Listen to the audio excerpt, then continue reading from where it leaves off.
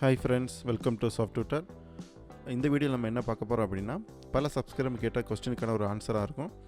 அதை நம்ம ஒர்க் பண்ணக்கூடிய இப்போ நம்ம யூஸ் பண்ணக்கூடிய சாஃப்ட்வேர், அதாவது ஃபோட்டோஷாப், இல்லஸ்ட்ரேட்டர், கோரல்ட்ரா, இன்டிசைன் இந்த மாதிரியான சாஃப்ட்வேர் ரன் பண்ணக்கூடிய நம்ம ஸ்மூத்தாகவே ஒர்க் பண்ணக்கூடிய ஒரு சிஸ்டத்தோட ஒரு கான்ஃபிகரேஷன், அதாவது ஒரு பேஸ் மாடல் கான்ஃபிகரேஷன் தான் இந்த ஒரு வீடியோவில் நம்ம பார்க்குறோம்.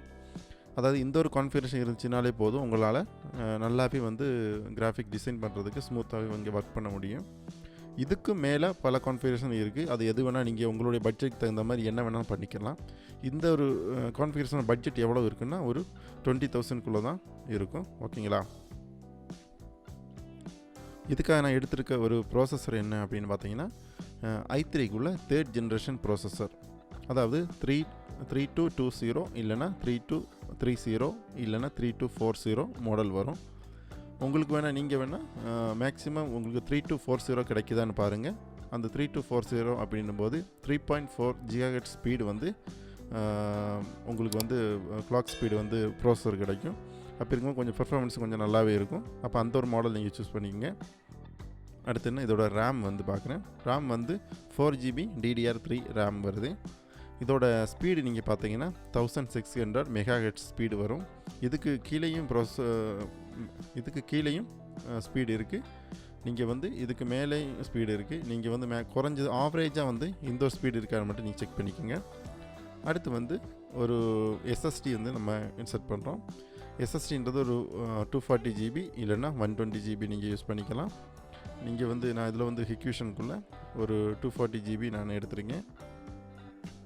இல்லைன்னா 120GB போதுமானது. நமக்கு ஒரு ப்ரோக்ராம் ரன் பண்ணுறதுக்கும் அதில் நம்ம ப்ரோக்ராம் இன்ஸ்டால் பண்ணுறதுக்கும் மட்டும் இந்த ஒரு SSD நம்ம யூஸ் பண்ணுறோம். நீங்கள் 120GB யூஸ் பண்ணால் போதுமானதாக இருக்கும். அதில் நீங்கள் பல பிராண்டு இருக்குது. நீங்கள் எந்த பிராண்ட் வாங்கினாலும் பிரச்சனை இல்லை. எல்லாமே 5 year வாரண்டியோடு தான் வரும். ஓகேங்களா?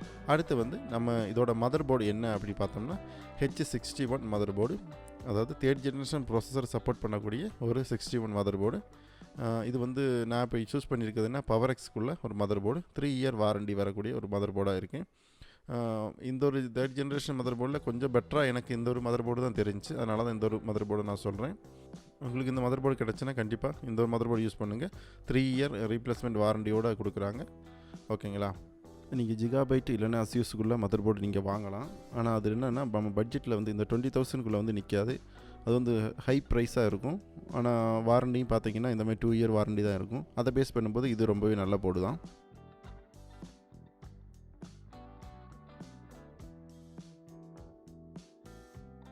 அடுத்து இதோட ஹார்ட் டிஸ்க் நான் பேஸாக ஒரு 500 தான் நான் சொல்லியிருக்கேன்.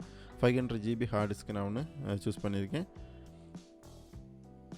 அடுத்து இந்த ப்ராசஸருக்கான நம்ம ஃபேன், CPU ஃபேன் சொல்லுவீங்களா, CPU ஃபேன் நான் ஒன்று எடுத்திருக்கேன். அது இன்டெல்குள்ளே ஒரிஜினல் CPU கூலர் ஃபேன் தான் இது.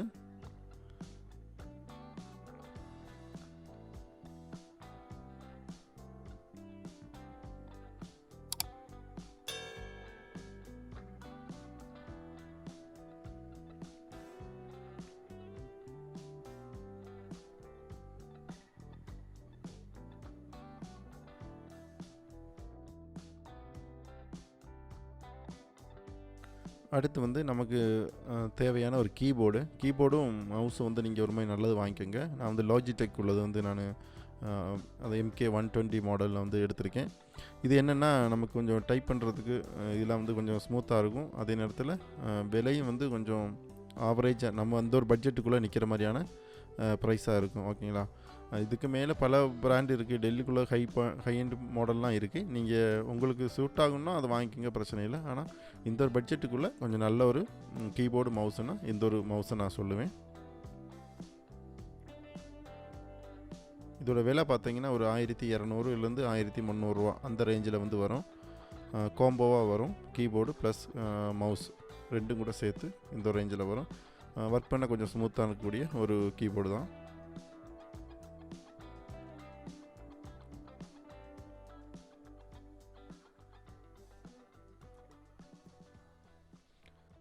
அடுத்து நம்ம மானிட்டர் பார்க்குறோம் அப்படின்னா ஒரு ஒரு 19 இன்ச் மானிட்டராக நீங்கள் வாங்கிக்கோங்க.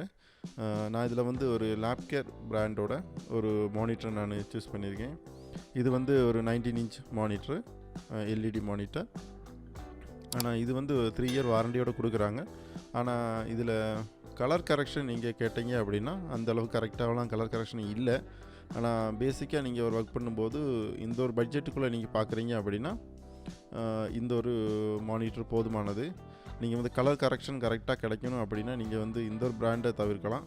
நீங்கள் வந்து ஒரு டெல் இல்லைன்னா ஏஎஸ்சி மாடல் நீங்கள் பார்க்கலாம். ஆனால் அது வந்து பட்ஜெட்டில் வந்து உங்களுக்கு இந்த ஒரு பட்ஜெட்டில் நிற்காது. ஓகேங்களா? அடுத்து வந்து ஒரு பேசிக்கான ஒரு கேபினெட் வந்து நான் இதுக்கு சூஸ் பண்ணியிருக்கேன். சாதாரண கேபினெட் போதும். இது வந்து ஒரு ஆர்டிஸ்ட்ன்ற சொல்லக்கூடிய ஒரு பிராண்டு. நீங்கள் இது பல பிராண்ட் இருக்குது. பேஸ் மாடலாகவே கிடைக்கும். ஒரு 1500 உங்களுக்கு கிடைக்கும். பவர் சப்ளையும் ப்ளஸ் கேபினெட்டும் சேர்த்து ஒரு 1500 கிடைக்கும். நீங்கள் பல பிராண்ட் இருக்குது. ஃபாக்ஸின் இருக்குது, செப்ரோனிக் இருக்குது. இந்த மாதிரியான பேஸ் மாடலை நீங்கள் யூஸ் பண்ணிக்கோங்க. இந்த ஒரு கான்ஃபிகரேஷன் இருந்தாலே போதும். உங்களுக்கு வந்து ஃபோட்டோஷாப், இல்லஸ்ட்ரேட்டர், அதேமாதிரி இன்டிசைன், கோரல் ட்ரா இதெல்லாம் வந்து ஈஸியாக ஒர்க் பண்ணிக்கலாம்.